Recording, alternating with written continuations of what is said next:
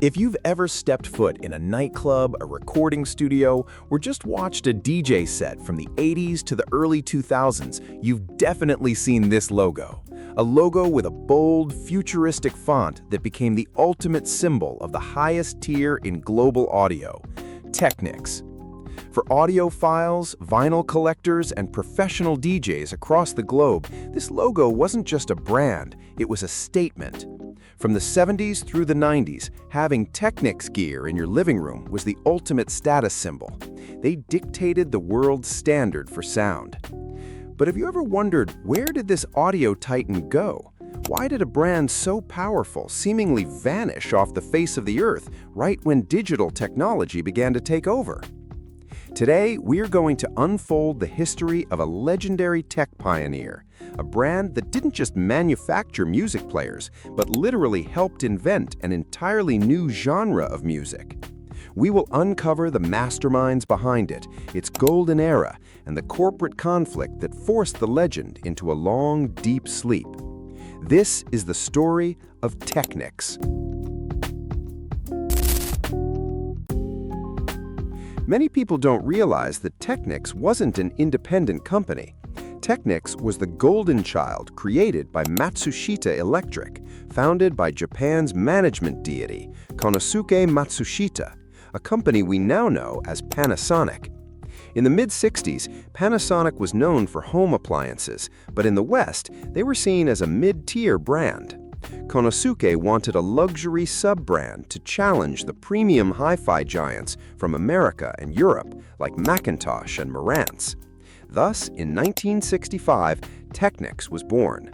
Their first product, the Technics One speaker, proved that the new kid from Japan was ready to play in the big leagues. In 1970, Technics changed music history by creating the SP-10, the world's first direct-drive turntable. But the true peak of their glory arrived in 1972 with the release of the Technics SL-1200. Originally designed for living rooms, its high-torque motor and pitch control were discovered by hip-hop pioneers in the Bronx like Kool Herc and Grandmaster Flash. These DJs realized they could hold the record, scratch it, and the moment they let go, the track would instantly hit normal speed. Without the SL-1200, scratching and beat matching would not exist. Technics accidentally birthed modern DJ culture. But Technics wasn't just about turntables. They built a massive arsenal of audio perfection that dominated the global market. The monster receivers, the SA-1000. During the receiver wars of the late 70s, Technics released the SA-1000. It was a 330-watt per channel beast that weighed nearly 90 pounds. It remains one of the most powerful and sought-after receivers in American history.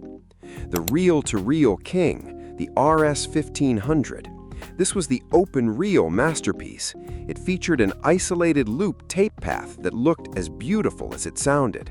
It's a holy grail for analog purists today. The cassette titan, the RS-M95. In the peak of the cassette era, Technics released the RS-M95. With its metal tape capability and quartz-locked motor, it was widely considered a Nakamaki dragon killer. The CD turntable, the SLP-1200. When CDs arrived, Technics didn't just make a box, they made the SLP-1200, a CD player designed to look like a turntable, complete with a massive dial for searching tracks. It became the early standard for radio stations and pro studios. The linear phase speakers, the SB-7000. These strange-looking speakers ensured that high and low frequencies reached your ears at the exact same time. It was a revolution in acoustic engineering. Technics also dared to challenge Yamaha and Roland in the musical instrument world. The KN series keyboards, from the KN-2000 to the legendary KN-7000, these workstations featured some of the most realistic acoustic sounds of their time. They were the secret weapon for many home composers and stage performers. The SXWSA-1 synthesizer, a 1995 masterpiece that used acoustic modeling synthesis. Instead of just playing recorded samples, it digitally modeled how sound vibrated inside real instruments. It was a genius piece of tech that was unfortunately too expensive for its time. During the 80s and 90s, Technics was the undisputed king, but the competition was brutal. Sony pushed them on CD technology, Yamaha fought them on amplifiers, and Pioneer became their greatest nightmare. As the 2000s rolled in, digital took over. DJs moved to laptops and USB drives. In 2001, Pioneer released the CDJ-1000, which allowed DJs to scratch digital files. Technics, trapped in its analog romance with the SL-1200, began to lose ground.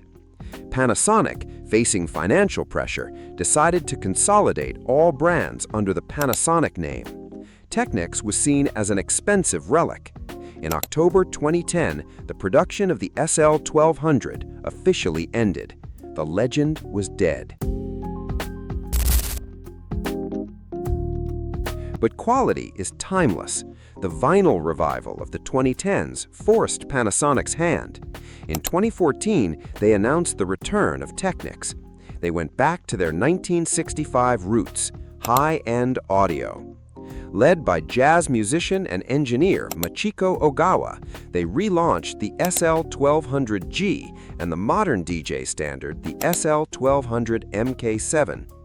Today, they face giants like Pioneer DJ and Audio-Technica, but for the purists, nothing can ever replace the soul of a Technics motor.